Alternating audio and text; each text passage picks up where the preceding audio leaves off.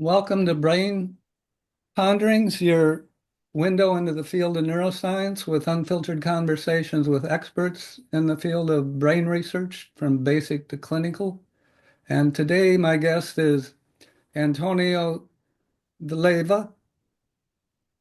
Is that right, Antonio? Pretty close? Dieva is correct. Dieva. Our name Okay. is Dieva. Yes, Okay. So forget the L. correct. It's Okay. double I.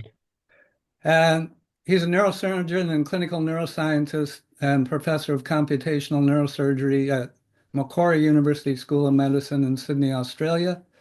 He's done a lot of very interesting work applying fractal geometry to both basic and clinical neuroscience, and that's what he's going to talk about today. In fact, he was the organizer, editor, and author on many chapters in a 1,000 page book, a little over 1,000 pages on fractal geometry in the brain. So, and this is a very interesting area from the standpoint of mathematics and quantification of structure, even functional aspects of the brain. So he'll tell us about that. Before we get into the fractals, Antonio, can you talk about your background? You're Italian, and how did you have a parent that was a doctor, or how did you get interested in medicine and then research? Yeah, thanks, Mark. As you can depict from my accent, yes, I'm Italian, and that's where I grew up. I grew up in a family giving me a lot of opportunities in terms of learning science. But from the medical point of view, I had just one uncle who was an orthopedic surgeon. But I think that my passion and career in medicine has been built over time, starting from science, thanks to the input from my dad when I was a child, and keeping going towards the neurosciences afterwards. Anyway, yes, I was born in Italy, in South Italy. I grew up there, and I studied the medicine, and I specialized in neurosurgery in Milan, in Italy. And afterwards, I started a bit of an international career doing a PhD in Austria, the Medical University of Vienna, where I did a computational and clinical neurosciences. And I worked and studied in multiple countries around Europe and North America.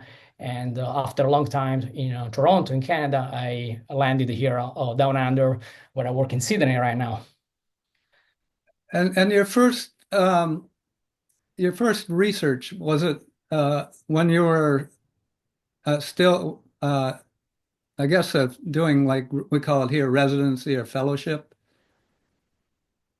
Yeah, that's correct. Already when I was doing the medical school, I was extremely interested in computational modeling in medicine. I was really thrilled by what we call quantitative medicine. I was not very impressed by the qualitative part of the medicine and by the subjectivity of opinions and the different things, because I was coming from a very strong hardcore background in physics and maths, which has been always my hobby. And I realized that medicine was a very, very soft science from that point of view, with a lot of subjectivity, intervariability, opinions. And I was trying just to implement this subjectivity by means of something a little bit harder from the mathematical point of view. So I always studied and tried to find a kind of a translational field where I could apply maths to medicine and engineer and computer science.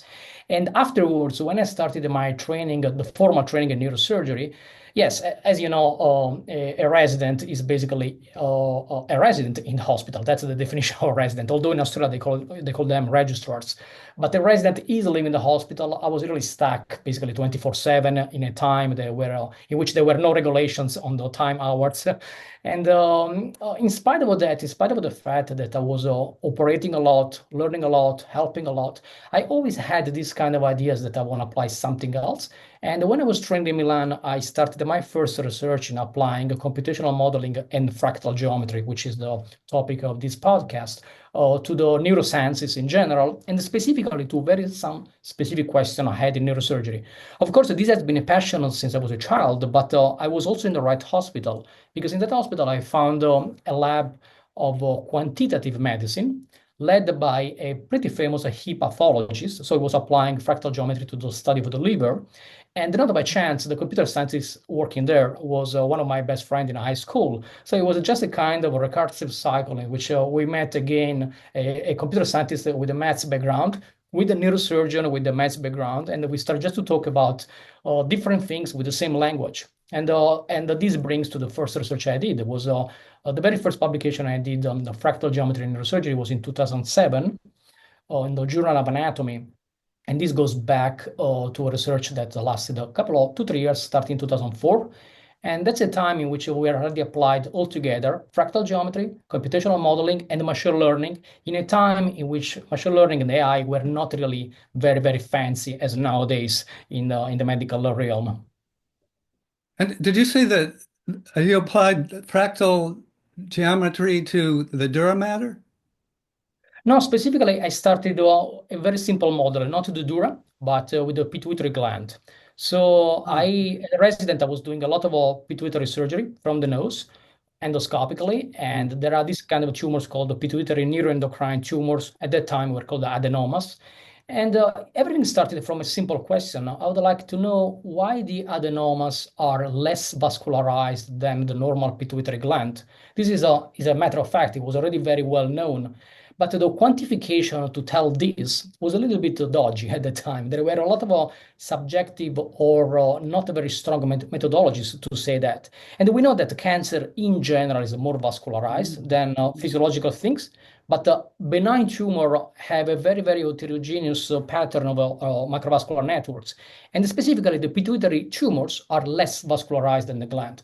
So I was really intrigued by the molecular biological point of view. So working the angiogenesis and all this kind of thing in the wet lab research, and but also from the computational point of view. And that's when I start to think that maybe quantifying the number, counting numbers, it's is a rough estimator.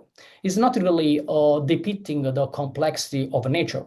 And this brought me back to my passion of fractal geometry, in which we well know that the fractal geometry is used to quantify the geometrical complexity of natural objects.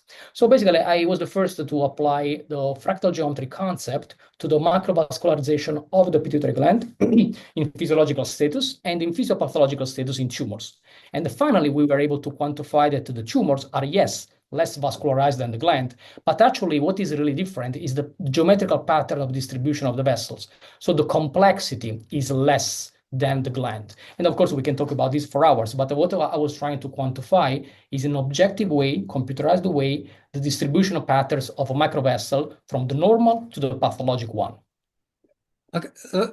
Can you go back to like the basics? What is a fractal and a little history about it on Mandelbrot and some examples in nature, the self-similarity at different levels of whether you zoom in or zoom out?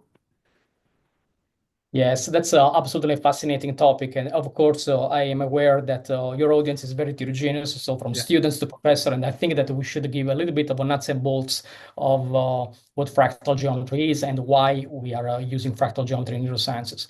So let's start from the definition. Defining a fractal is very complex because there are so many different definitions that even mathematicians do not agree. So I will give you the mathematical definition soon, but to make the story short, I can tell you that the fractal is a geometrical mathematical structure which quantifies and characterizes the shape of the object itself. And the main feature of that shape is the self-similarity. This means that if you take an object and you cut in a different at the different levels of magnitude, you always find roughly the same pattern.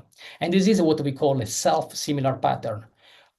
Typical self-similar pattern exists in nature a lot. And if you take, for example, the snowflake, the snowflake is based on a mathematical principle described by a mathematician, Thomas Koch, who described the Koch's curve. Now, take this Koch's curve, it's like a overlapping of triangles. You have a line, which is basically the first initiator of the geometrical structure. On that line, you put a kind of triangular structure on it, and this is the generator. So you are generating a new shape. Now, when you have this line, triangle line, you do iteration of these times multiple times towards infinity. And when you do the iteration, which is based on an algorithm, you have the repetition of the same pattern. Now, if you see a simulation on the computer, you overlap the shape of a white snowflake. So the snowflake is simply when the water is freezing and is growing, you see that there is always the repetition of the same pattern. Of course, here the complexity of this podcast is the fact that the fractal geometry is extremely visual, and we are trying to help people to visualize things, having in mind these kind of shapes. But I also So there you just have one molecule, H2O, that is kind of self-organizing from an initial. I guess my understanding is there's usually like a seed, like a speck of dirt or something that kind of initiates it. Is that right? But anyway, and exactly. So the words you're using are the right ones, because there is a generator, there is an initiator of a shape, and this is repeated multiple times at the multiple scales. It's like of course, what we're talking about, the snowflake is a physical principles, but the general principle here is that when nature finds a very nice rule, it tries to apply this rule across multiple scales and across multiple dimensions or multiple domains, which can be the spatial and the temporal domain that we'll talk maybe later on. Now, let's go back to the definition of fractal geometry. So I already spoke about the main concept, the self-similarity. There is an object which repeats itself multiple times, right? It's a geometry, but it's not really geometry. If you think about geometry, geometry is a mathematical thing related and basically talking about the shape and the measure of the shape. And the fact that there is the suffix geo is simply because it was even from the ancient time of Mesopotamia or ancient Greek, they were trying simply to measure land and the earth. Yeah. So where was the quantification of geometrical structures. Now, the geometry is based on simple rules and axioms. Simple rules, for example, are the point, the line, the plane. And the axioms, if you take the Euclidean geometry developed afterwards by David Hilbert, a mathematician, there are 25 axioms. So for example, if you have 2 points and you connect the 2 points, this is a line. And you keep going with all these axioms. Of course, there's been a lot of development of the Euclidean geometry. But if you talk about the fractal geometry, it's not really geometry because we don't have a basic concept and we don't have axioms. We have concepts. And now we go to the word fractal. The mathematician who realized that nature is not Euclidean was Benoit Mandelbrot, as you mentioned. He was a Polish mathematician.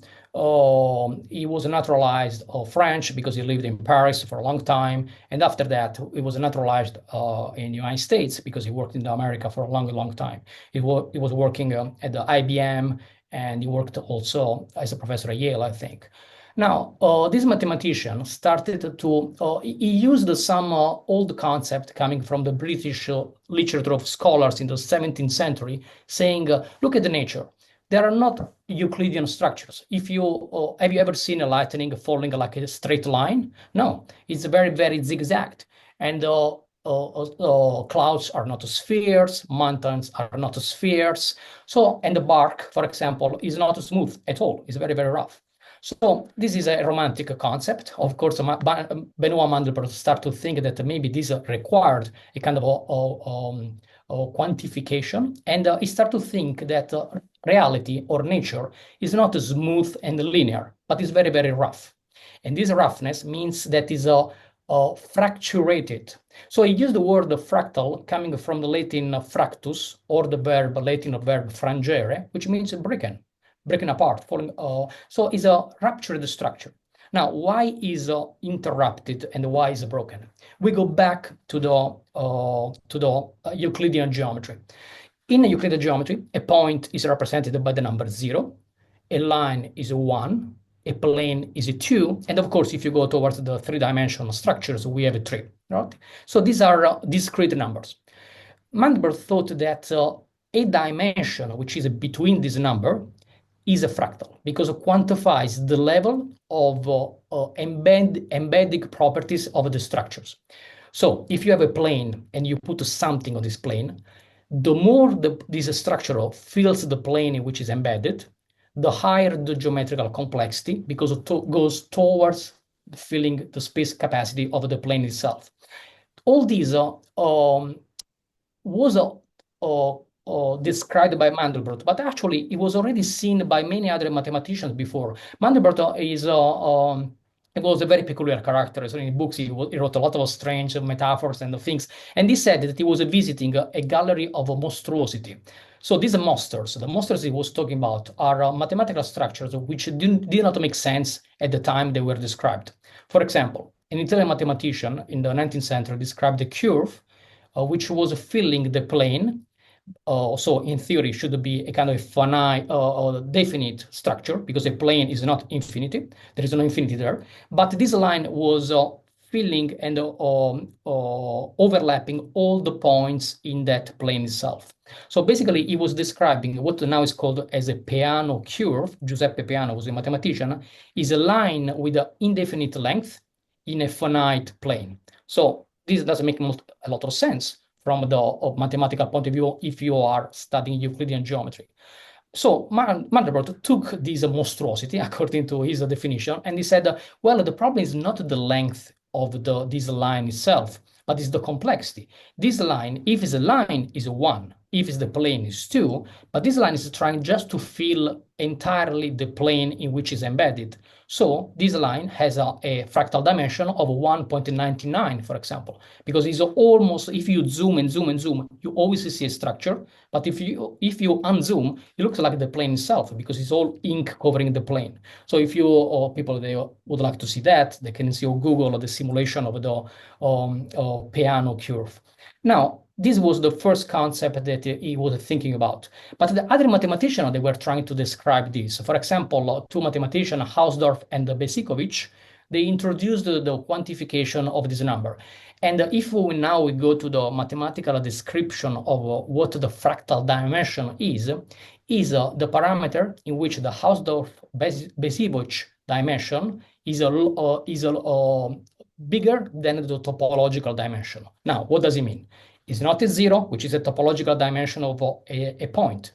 It's not a 1, because it's the topological dimension of a line. And it's not a 2, which is a plane. But it's something in the middle.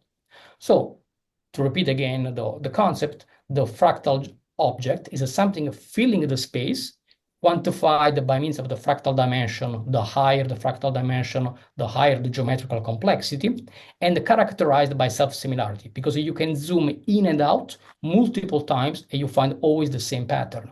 Of course, this is extremely valid and true in the mathematical objects. Mandelbrot introduced an equation, a beautiful equation, very, very simple. The function of z is related to z squared plus c, which means that a simple number can create an iteration giving a shape which is always self-similar. So if you Google the Mandelbrot set, it's a beautiful mathematical object that you can zoom all the times you want. You see the generation of other fractals, but there is always the Mandelbrot set repeating itself multiple times. That's a real mathematical object. And he was talking about self-similarity, which is what a mathematical object is. Of course, in nature, we don't have that kind of self-similarity. In nature, we have the snowflake. Yes, it's okay. But when we go to other structures like trees or river basins, they also look very, very self-similar. You can zoom in and out, and you always find the same structure. But actually, there is a range in which they are really fractal. Out of that range, they are not fractal anymore. So the Trojan horse that Mandelbrot used to bring all these mathematical strange concept was talking about the coastline of Britain.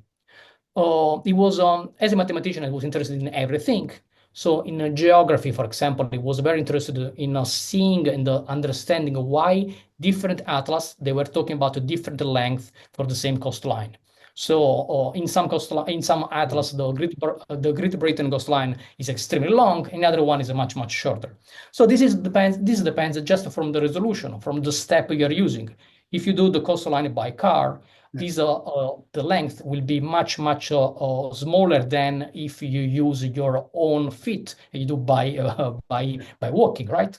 But if you do this by a map, a photo from the space, eventually this length is much, much less.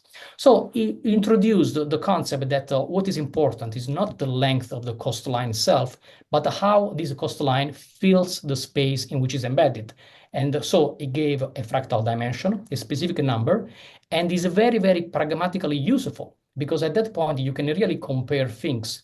And if you compare Great Britain, the Britain coastline to South Africa or Australia, you will see that Britain is more complex, and Australia coastline, which is a very, very eroded, has a dimension which is lower, simply because the erosion has created a smoother line.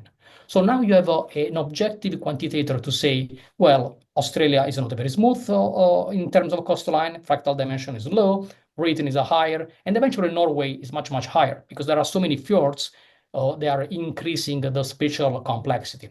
So now, by putting together all these concepts, we have a fractal definition, which is characterized by self-similarity and the fractal dimension, and we have a geometry. It's not really geometry, but is a quantitator for describing the complexity of objects. And now, finally, you have a real matrix, which is not Euclidean, to describe a river, clouds, trees, and lightnings. Now, so I've had a lot of interest in brain bioenergetics and energy and efficiency, the production and allocation of energy, and the trees, whether it's the plant, the tree, or the dendritic tree of a neuron, or things like blood vessels, right, and the lung bronchioles. Their formation has to do with maximizing either the acquisition of energy. So in the case of a tree, maximizing exposure to sunlight, which is the initial energy source. In the case of blood vessels, there's a limited diffusion distance of oxygen in the Correct. tissue. So to maximize the efficiency of oxygen delivery, you get this kind of fractal branching, and it all works out remarkably during development, which is quite one of the most fascinating things is how this fractal geometry is controlled by, I guess, interplay between energy and signaling pathways. Correct.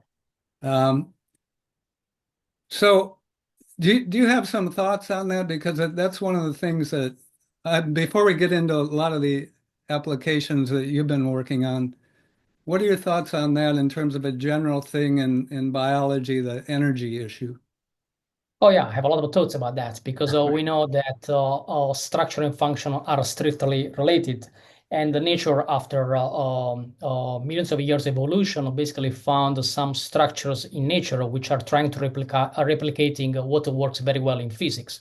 And what you are talking about, a tree, which can be a botanic tree, a vascular tree, or a dendritic tree in neurons, is a kind of anatomical structure or structure which tries to optimize the level of exchange of metabolites, perfusion, ventilation. And I'm using these words because, of course, we are talking about the trees that they have a lot of branches and leaves, trying to get as much air as possible and sun as possible in the limited spaces in which they are embedded.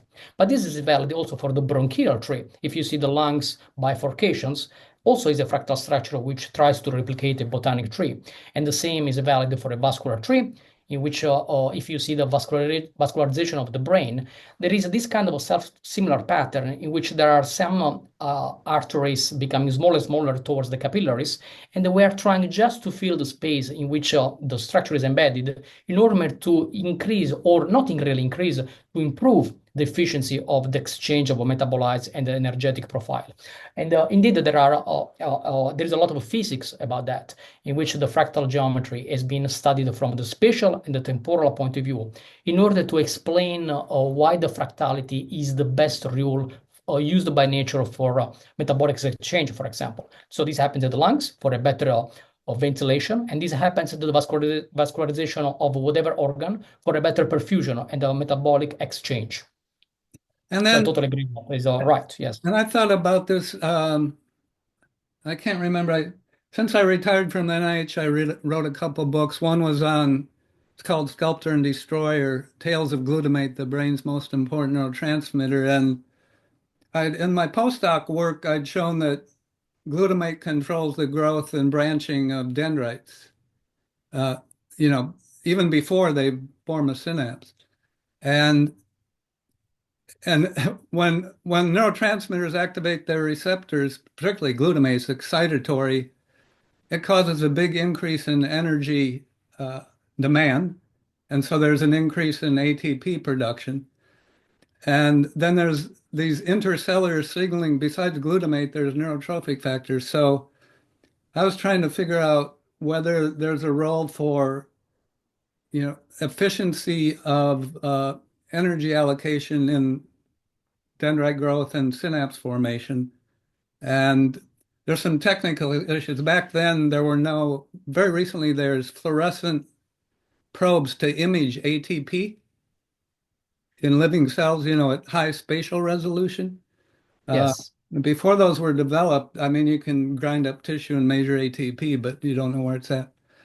So, what do you think about the energy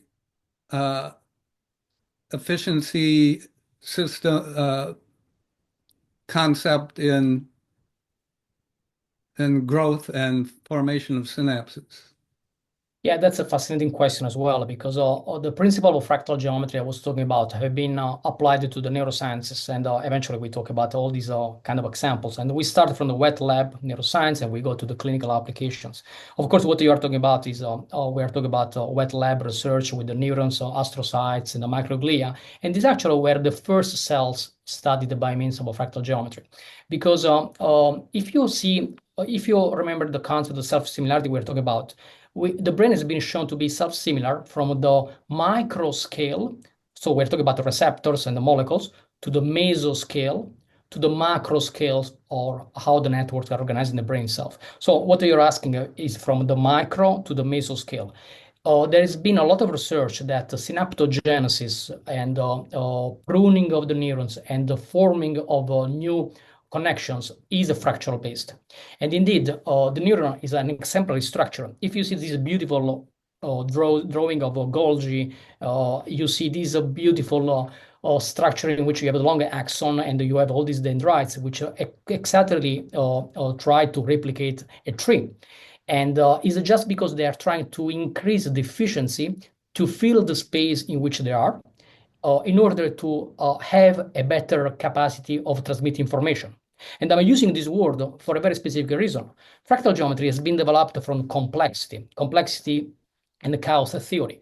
Now, when we talk about that, in nature, in physics, and in biology, there is always this information theory in which we want to transmit information, which can be whatever kind of information, in the best and the most efficient way. Yeah. So to connect to your question, the neurons are looking for a higher information capacity in which there is a better structure, which is eventually genetically driven, in order to have a better efficiency in exchange of metabolites. Of course, this is driven also by molecules and genes, and this is not specifically my background in terms of research, but the people who have worked in the wet lab and they have shown the fractality of neurons or the microglia or the astrocytes, they've also connected the structural morphometric parameters of the pattern of the neuron itself with some molecules, specific molecules. One example, the microglia, for example, is somehow less studied than neurons, because neurons have been always the center of the attention, right? But the neurons are a little bit more static than the macroglia. Macroglia are the macroglia cells are much smaller, but are much more dynamic. And if you see in vivo dynamically macroglia cells, they can change the structure a lot of times. They can have arborization like dendrites, extremely complex, and this happens when they try to react to some stress factor like stroke, for example. But sometimes they get a kind of structure which is amoeboid. They look no tentacles anymore, and maybe because there is a traumatic brain injury or they're trying to do a phagocytosis or something, and that structure becomes almost a globule. So if you see the fractalities of this structure, it becomes from a very, very Euclidean structure, like almost a sphere, to an extremely arborized structure, like a cluster of dendrites and the spines. And this is a very high fractal dimension. So to tell you the story is that the fractal dimension has been used to characterize different shapes of neurons and characterize different functions of microglia according to the physiological status. And going back to your question, this relates absolutely to metabolic profile, genetic profile, and nowadays, if you add all the fancy omics we have nowadays from genomics, metabolics, and proteomics, you can do a multi-parametric, multi-dimensional analysis in which you put all these parameters together. And by means of machine learning, we can try to reduce the dimensionality of this big data set and finding an answer. So yes, this goes always to the very, very old story. Function and the structure are strictly related. This is something which was already noticed by Leonardo da Vinci. He's considered the father of functional anatomy because he was never talking to a structure like, let's paint it because it's cool. No, there is exactly a reason. And indeed, he was a big mathematician and a physician. So he was looking at why the structure of these, the lungs is like that, because eventually the ventilation is optimized. And this has been demonstrated just in the 20th century by information theory. If you apply Shannon entropy information theory, you know exactly what I'm talking about because you see that the information exchange is extremely efficient. And we are talking about the physiological status. Of course, when we go towards pathological status, this changes. There is a disruption of this perfection. And of course, you can also stimulate in laboratory. You can give inhibitors or drugs which can increase or not the efficiency of informations by means of pruning networks or creating a new synaptogenesis or creating new interfaces between microglia, neurons, and vessels. Because let's remember that there is a coupling, the famous neurovascular coupling. We're talking about a network of neurons, a network of other structural cells, the glue, and the vascular nature. And these interact all together, adding more and more complexity. And that's why I go back. It's ridiculous to talk about the Euclidean geometry when you have so much complexity. Here we have a kind of a Russian Matryoshka dolls, one within the other, getting more and more complex, always repeating the same structures, but getting increasing the complexity. And that's why fractal and complexity theory are strictly related. Yeah, well, Euclidean geometry was applies to man-made structures, right? Correct. Squares, circles, triangles, and nature, yeah, doesn't follow that at all. But unfortunately, that's what we learn in the school, right? So I know, yeah. we learn to do these They basic should equations. they should introduce fractals in when they teach geometry, I think, as I early as strongly that. believe that because there is a fascination that I got when I was really a teenager. I read this book when I was a teenager, and there was so much more fascination than the things they were teaching me to me in the school. Because and it's much more Yeah. useful from my point of view nowadays. Yeah, that's very true. From early on, there's too much memorization and not enough, what's the implications or applications of this and Correct. to And realize. what you said is absolutely correct. Euclidean structures in nature are almost unexisting because indeed they are even referred to Platonic structures. Platonic structures are ideal structure of spheres or geometrical structures that is very, very rare to find in nature, Yeah. in the world, in physics world, but it's even rarer in the biological world because the complexity of biological structures really overlaps. I mean, overcomes the constraints of Euclidean geometry. And that's why you need the quantitators, which are closer to the complexity of natural objects. Now, one thing I didn't look into this much, you sent me a PDF of your book, and it has like almost 50 chapters. So obviously I didn't read them all, but I skimmed through them, and one thing that was kind of puzzling to me, how can fractal principles be applied to non-structural things like the electroencephalogram or, I guess different times functional brain imaging or, electrophysiology. But there are several chapters in there on that. Yeah. So that's the most complex part of fractal geometry. First of all, is very small diversion on the book. The book has been a surprise for me because I've been in this field for basically 20 years. And I did all my PhD in computational modeling and applying fractal geometry. Maybe I was the first neurosurgeon talking about fractals and AI for the study of brain tumors and many, many other things. So, but I realized that some people in the world that were really fascinated by fractal geometry. There was at least one person in every city or every university, but I never found more than two in the same place. So when I was doing the PhD in Vienna, the very first idea in the time in which there was no Zoom, but internet was already pretty strong, let's create this virtual community of fractalists. And I created this kind of a website with some friends and colleagues called the Virtual Fractal Lab. It's a fractal lab because it's a lab in which we have questions from the medical, but especially neuroscience point of view. And it's a virtual because no one is meeting each other. We are just meeting in the virtual community. This was the trigger of a couple of publications reviewing. I mean, I did a lot of experimental work published in experimental works. But after that, I realized that it was so fascinating that I put some of these people together from the network. And we published a couple of review papers in the journal Neuroscientist. Part one and part two, basic concept and wet lab applications and the clinical applications. And after that, I realized, oh, but this is not enough. That I get more and more interest from people. Let's put a book together. And this was the first edition of the Fractal Geometry Brain by Springer in 2016. And the real surprising thing for me is that that book over the last years, I thought that, a typical book, 25 people, they will buy it and 50 they will read it and that's it. But actually, I got many thousands copies sold and the Springer website was talking about a few years ago, more than 100,000 downloads, which was absolutely really mind-blowing for me because I thought it was a much, much more niche in science. And this was the invitation from Springer to put a second edition, which is the one you have seen of 1,000 pages, because I realized the network is much bigger. There are many, many more people working on that field. And I was able to put many more authors and co-authors, many more chapters, and much broader applications. And now, sorry for the diversion, we go to your question. No. What we have discussed so far is fractal geometry in the spatial domain. So we're talking about objects, figures, shapes. All these can be applied also in the time series domain, so in the temporal domain, in which you have one after the others number in space and the time.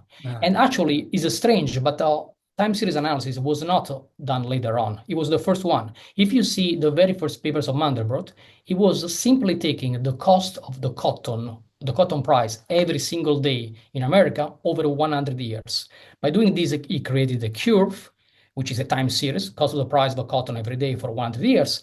And he started to create some prediction on that, or trying to quantify the complexity of the time series to see if he could predict the market. So basically, it's a kind of a predictive model in finance, right? And in order to go there, first of all, he showed that this is a not a linear model, but you need a non-linear complexity analysis. But when he was talking about the fractal before he knew it, because the fractal the word was introduced by himself only in the 75, but the first paper in Science is 1967, for example. And this book, these all concepts are even earlier. He was just saying that if we want to analyze this time series, we need something more complex. And he went to see other fields, geology and hydrogeology. There was this British geologist, hydrogeologist, Hurst, who was just checking the flooding of the Nile River in Egypt. And by trying to see every day, every season what was going on, he was trying to create some predictive modeling. And to cut the story short, he introduced a concept which nowadays is called as a Hurst index, which is the quantitator of the memory of a time series. If this time series is a memory to repeat in a similar way the same pattern, or there is no memory at all, or is it simply a random process? Random process, I'm talking about the Brownian thing. When you see the pollen in the water, you remember Mr. Brown was a botanist. He was just looking at this pollen moving around the water in a very chaotic fashion. And this is a random process which has an Hurst index of 0.5. Which means there is a random process which has been described a lot by Albert Einstein later on, has been quantified by him by means of an equation. But basically, it's just a random process. If there is a memory, go back to basic Brownian motion. Yes, Is the term, right? Brownian motion is the one that has no memory. So basically, Wow. the process is random. Every second, you can find that molecule in whatever part of the space. And this has been quantified by Einstein in one of his papers in his Annus Mirabilis. You remember in 1905, he published 4 papers: relativity, photodynamic, photoelectric effect. He gained the Nobel Prize. But one of these was exactly on this. It was the maths to have the statistical physics to understand that molecule is in a much, much bigger space if you give more time to diffuse. But again, this motion has no memory. Now, if you put some memory in a positive way or in a negative way, you have what you call time series self-replicating itself or going in a random way. Now, I don't want to go down the maths of this, but basically, if you see the jagged time series of the cotton price, I always trigger my students when I teach these things. What do you think? Is this an EEG, EMG, or ECG? And everyone says, oh, I think it's an EEG. I say, no, this is just the cotton prices. It looks like. Yeah, so, and by that, you can understand that the time series, whatever time series is, can be analyzed by the same model. So if Mandelbrot published the 2 books on the perturbation of the financial market and the prediction, and Horst did the same with the prediction of the flooding, well, all these things have been translated to the neurosciences. If you see an electromyography, an electrocardio, an EEG, you see that there are these kind of time series in which, in this case, we have the frequency domain and the temporal domain. You have a spike of a neuron. This can be recorded by means of different techniques. We're talking about EEG, but nowadays, to be honest, I work much more on MEG, magnetoencephalography. Same concept in terms of time series analysis, but of course, we are more working on the magnetic field induced by the neurons rather than by the electric field recorded on the scalp. But when you have multiple channels coming from different parts of the brain, and each one has a time series, you can apply fractal geometry on that time series to know, one, if you can predict what's going on later on, because you have a physiological pattern, you want to understand what's the pathological one. And of course, where I'm aiming now is a seizure, for example. Are you able to predict when a seizure is coming? Because maybe there is a perturbation in the time series, which is a red flag, which is something going on so far, later on. And this has been done for seizure study, for a sleep study. You can do an EEG in people sleeping and awake. And according to the different phases of our REM or the different steps, you can create what we call a hypnogram. And the hypnogram basically is the EEG during sleep. And also this has been shown to have some fractality, and it's been shown that that fractality changes a lot if you are healthy or you have some psychiatric or neurocognitive disorders. So you can apply this to ECG. They've done it with the heart at the beginning. They did it with the EEG, and now whatever other kind of time series can be quantified by fractal geometry. So in my book, you see a lot of chapters on that, because of course, this is the most intriguing part in which the complexity goes a little bit higher. Because at the beginning, I was talking about fractal dimension as a one single parameter.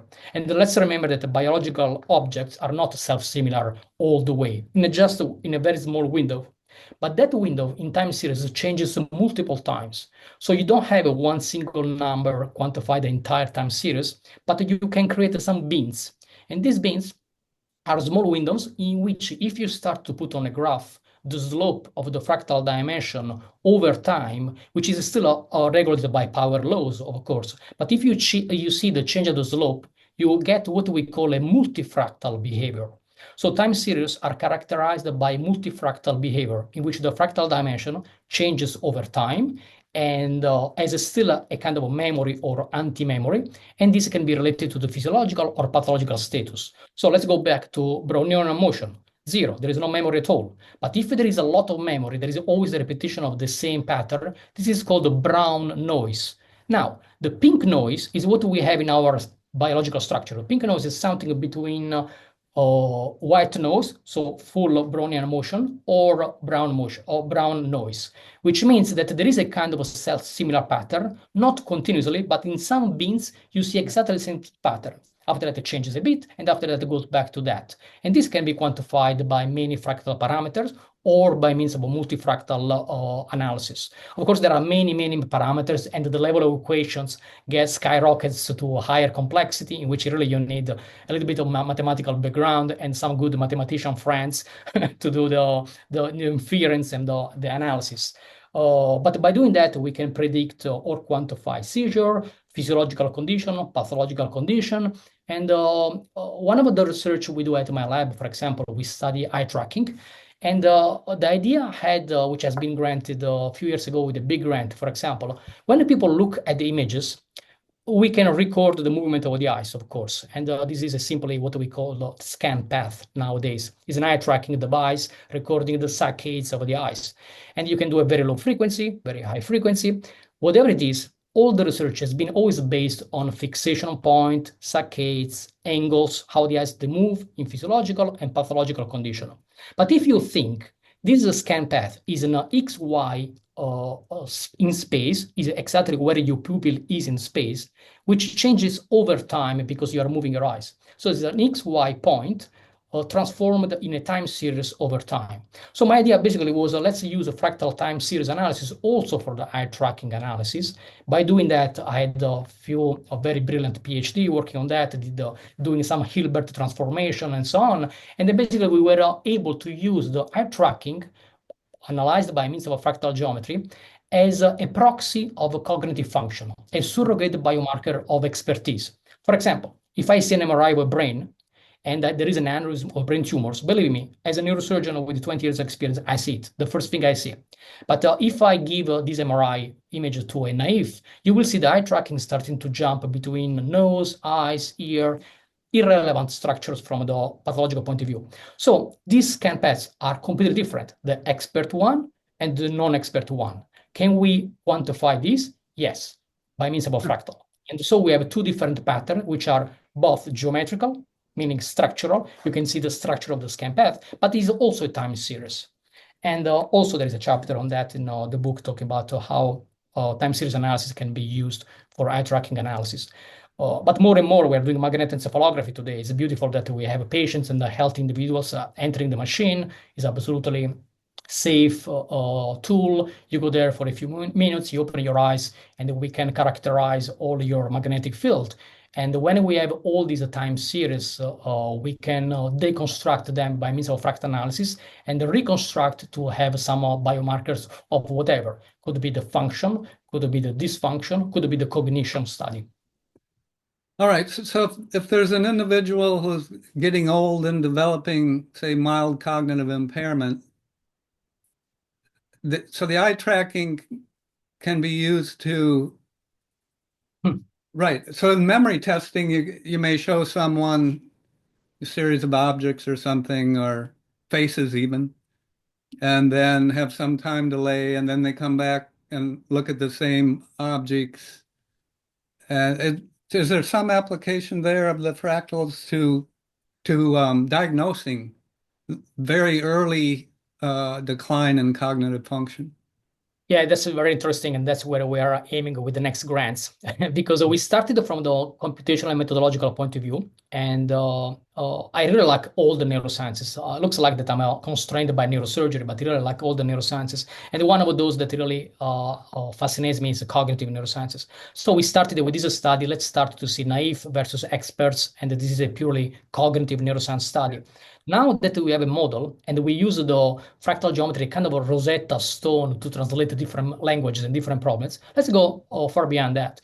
And let's see what happens. We know very well that EEG, MEG, and fMRI are different if you have a disease, which can be psychiatric, it could be structural, like a brain tumor, and but also the time series are different. So we're talking about normal physiological status. We know very well that the time series of the electric field of the brain changes over time. When we age, they change, but not because they become more chaotic or less. It's just a structural physiological change. And this is disrupted much in exponentially different way if there is a pathology. So, of course, when we talk about cognitive decline or Alzheimer's disease or very specific disease, frontotemporal dementia, for example, we know that the problem is in a very specific part of the brain. And so when we do the channel analysis of those specific channels, we see that there is a difference. Eventually, the occipital lobe EEG time series is still normal, but in the frontotemporal dementia, you will see a disruption of the electrical activity patterns in the frontal and the temporal lobes, which is obvious. So now, by translating this evidence, we are trying to apply this with eye tracking, because we know that if you see an object in a specific way, is still you can look at that object in a very different way if you are after 10 coffee, for example, or if you have drunk a lot of alcohol, and which is also part of the alcoholic test, right? Because the eye are a little bit mirroring the function of the brain, and this disruption can be quantified by some random chaotic movement of the eyes. So if this is valid for physiological condition, or like taking drugs, taking different things, this is even more valid in pathology, because we know that the eye tracking, or we suppose that the eye tracking of patients should be different. And that's why we're looking for basically a computational biomarker of eye tracking, telling you by simple recording of the eye movements if you have a predictor or a red flag of a neurocognitive disorder which might not be shown yet. And so you mentioned fractals and brain tumors, and you remove a lot of brain tumors. And so Yes.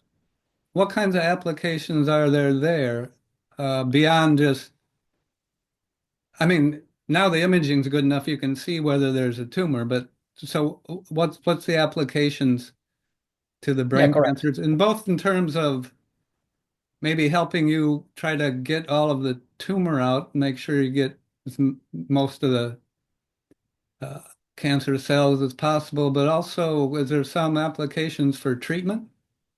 Yeah, okay, let's be realistic. Fractals, they do not help me to remove a tumor. So from the treatment point of view, it's not changing much. I want to always split my research soul, the scientist, from the surgeon. So I always try to merge. And why I started with the brain tumors, because my subspecialty in neurosurgery is neuro-oncology, brain tumors, and Right. skull-based tumors, right? But my question, as I told you with the pituitary, was the vascularization. So I started to apply Fractal to quantify the microvessel in the microangial architecture. And I found some diagnostic biomarkers. So I'm not talking about the treatment yet. And these diagnostic biomarkers nowadays are used in machine learning models in order to automatically quantify or cluster if this is a brain or not brain, a tumor, but not just that, of course. We do much, much more. If that tumor is that specific type and subtype, and nowadays we can even predict the genetic profiling. So we use a fractal analysis for analyzing, for example, features on the histopathology slide. When the tumor is out, we analyze by means of histopathology. We do immunohistochemistry. We do different kind of staining. Well, these images are digitalized by means of a digital microscope. Yeah. And all this is a pure image analysis model in which we use a fractal in order to analyze some features, and these features can be used for diagnostic purposes. The same model can be applied also preoperatively and postoperatively on MRI, because this is not a snapshot like the histopathology, which is there forever.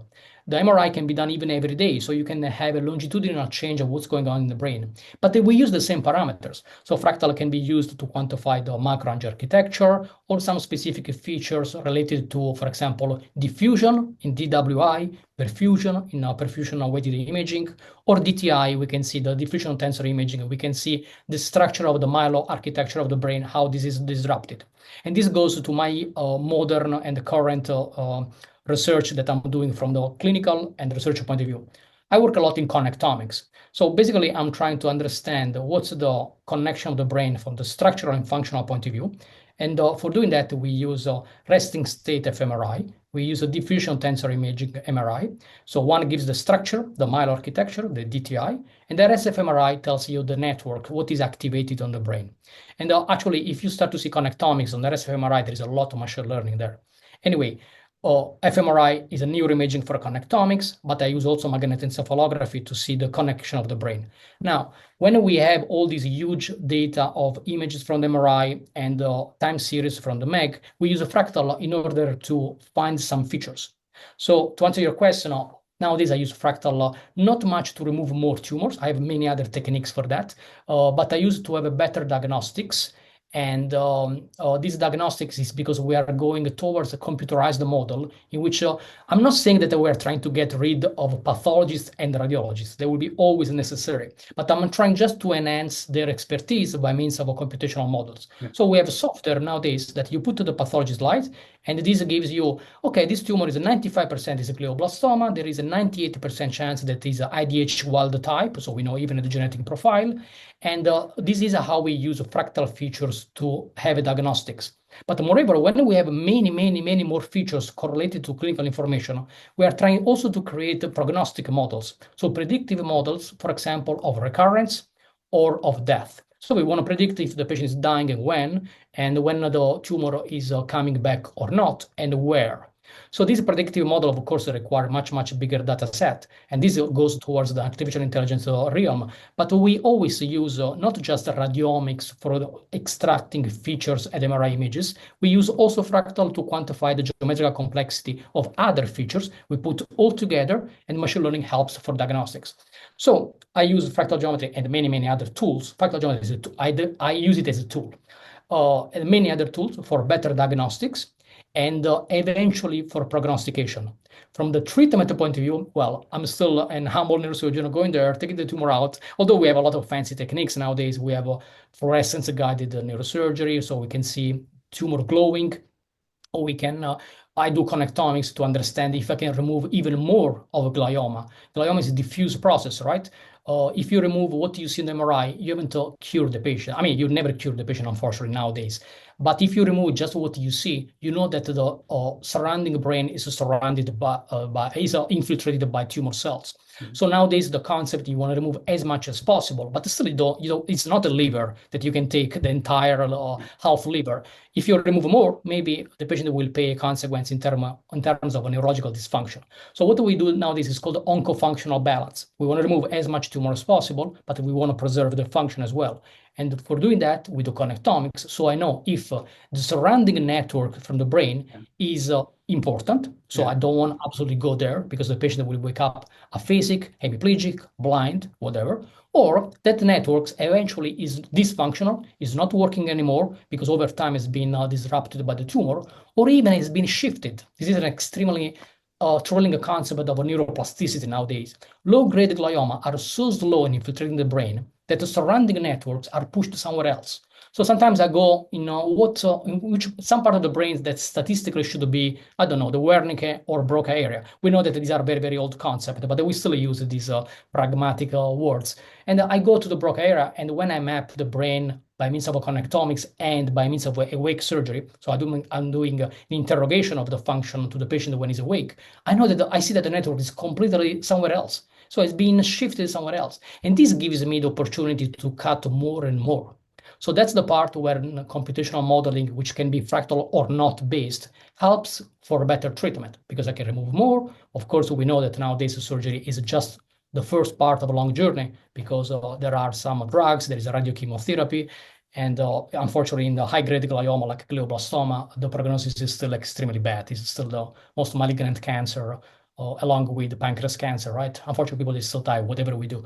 But what we're trying to do is optimize the treatment, preserve the quality of life, and improve or even improve sometimes, and then trying to make the quantity of life as long as possible, although we're very far from a cure.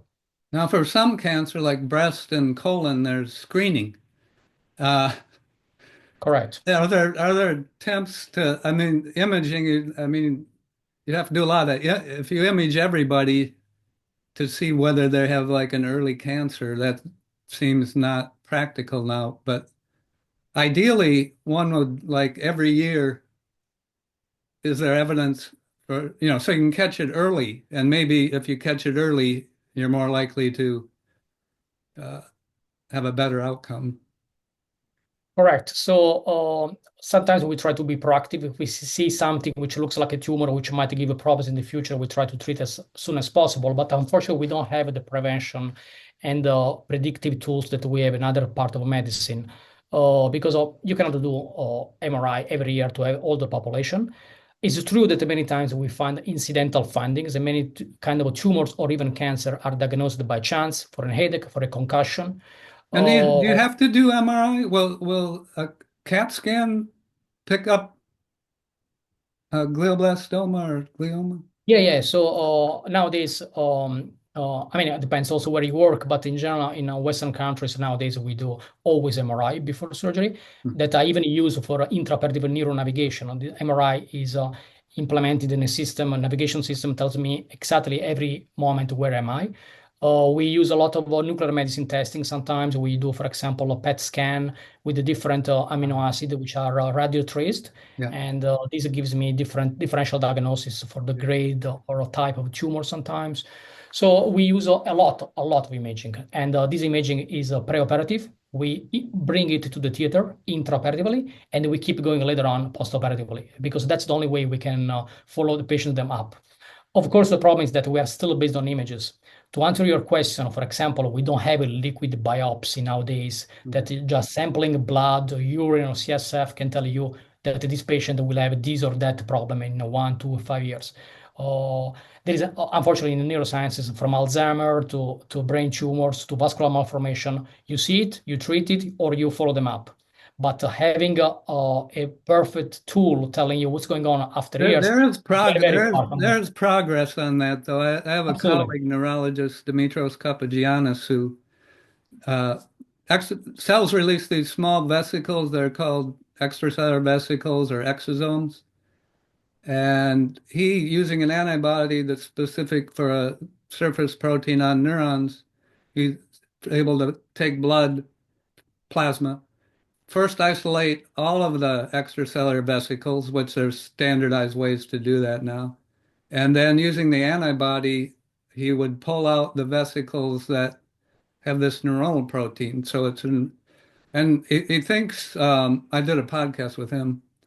Uh, we don't know whether they're coming from neurons in the brain or the periphery, but he did do some work in longitudinal samples in the Baltimore longitudinal study of aging, where um, he could see increases in phospho-tau and A beta 42 several years before, the clinical diagnosis, suggesting Yeah, I efficiency. heard that podcasting is extremely fascinating. There is a lot of research to try to find the predictive biomarkers before the disease comes. But again, we are still in the realm of research. Yeah. From the clinical application point of view, unfortunately, we are still in a primitive stage of that kind The of other research. thing is you can do, and cancer, it's actually the cancer field who started all this work on the, liquid biopsy idea and cerebrospinal fluid, right? It's closer to the brain, Yes. so that's another potential source down the road of early diagnosis of glioma or Yeah, glioblastoma. yeah, we're working on that a lot because but imagine a lymphoma very close to the ventricles that you would expect a lot of cells when you sample the CSF. Even in that case, just 1/10 patient has a positivity for lymphoma. CSF is negative in general, and you have to do maybe biopsy or other things.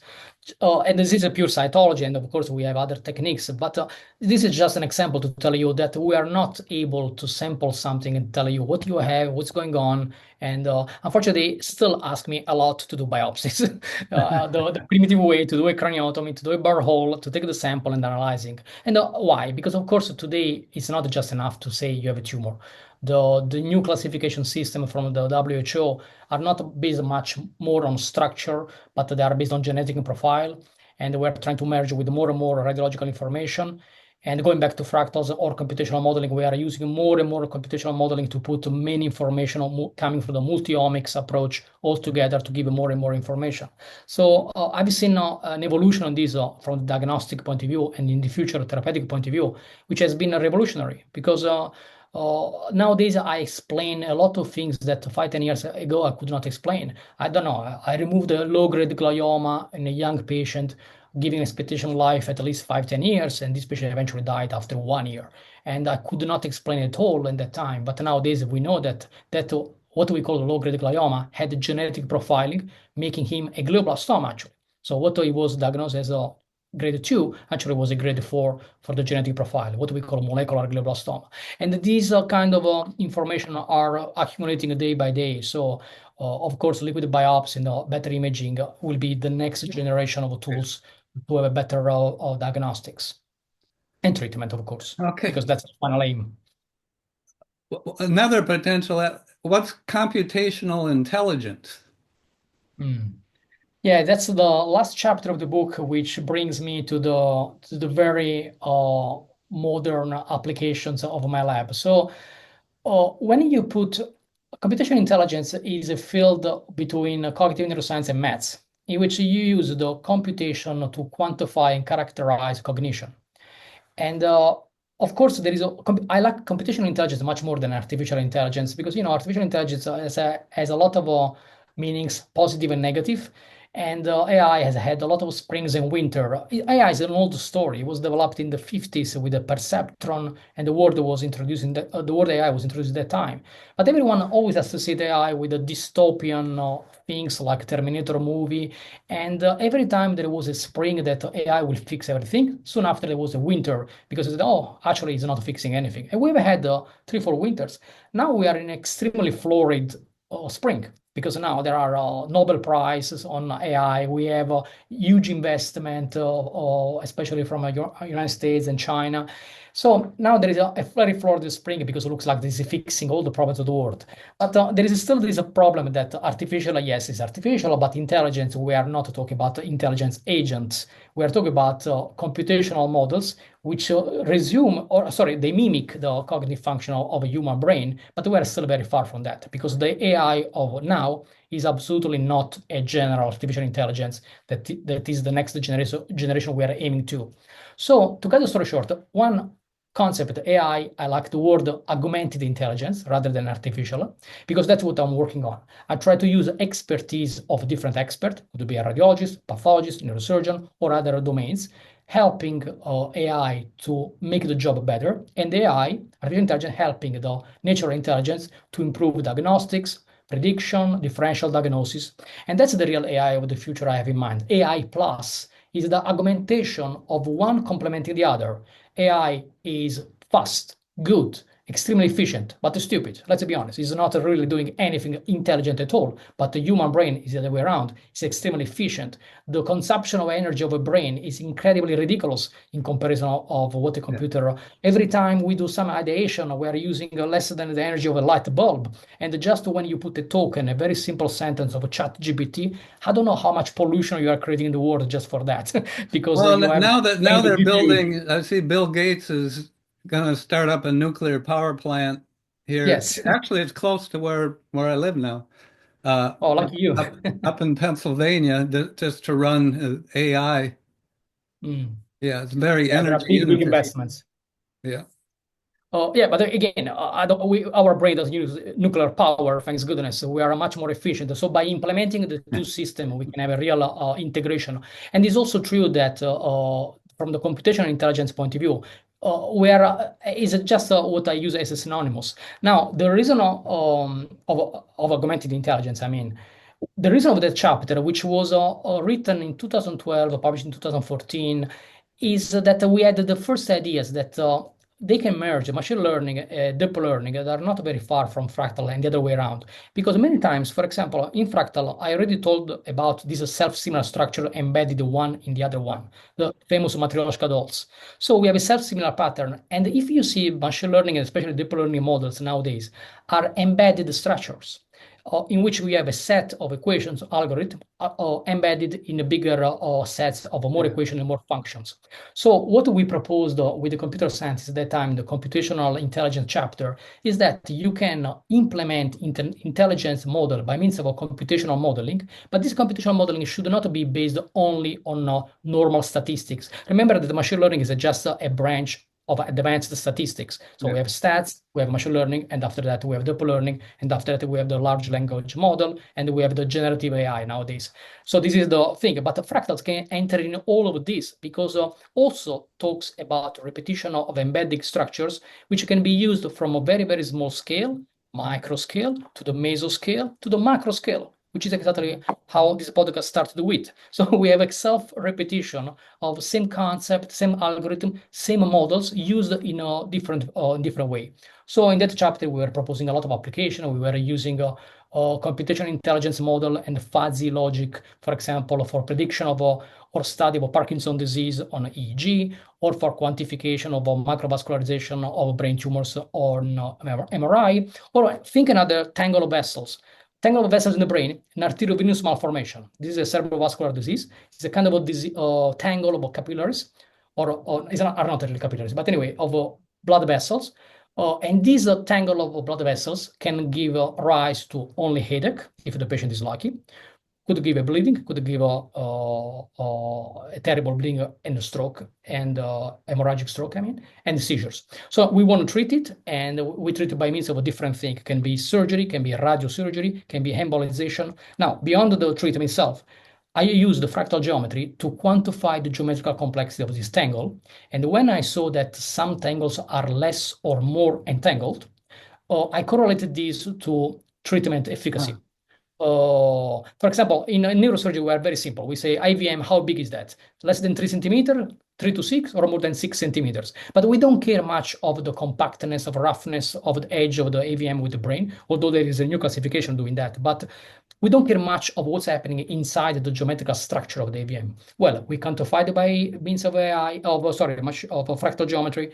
We use some machine learning models within the computational intelligence field, and we found some biomarkers predicting if that patient will respond or not to radiosurgery, for example. So if you do gamma knife radiosurgery, and you have to wait 2 to 3 years for the effect. If 3 years later, that patient has not obliterated the AVM, still has a risk of bleeding. So can we predict this without waiting 3 years and without jeopardizing, putting the patient at risk? So if we have a very high chance the treatment will be incomplete, or we propose another treatment, or we propose a combined treatment, eventually surgery and radiosurgery, or embolization and things like that. So computational intelligence is trying to put under this umbrella the cognitive part of experts with the computational efficiency of models, with the computational fractal-based geometry, in order to have a better everything: diagnostic, treatment, and prognostics. Okay, this is great. So I'll put a link to your book in the description section if someone wants to Thank you for that. if they're at a university, it may be in their library possibly. And then I'll put links to your neuroscientist, the 2 papers in the Neuroscientist a while back, and you mentioned this virtual lab. Oh yeah, well, is that still going, or is that not going? if you Google it, actually it's still there. I never dismantled the web page, but I don't use it anymore because now I'm focusing more on my clinical surgical activity, but the research happens all at my lab. So a few years ago, I had this idea to create the computational neurosurgery field. And by means of some grants, I created the computational neurosurgery lab.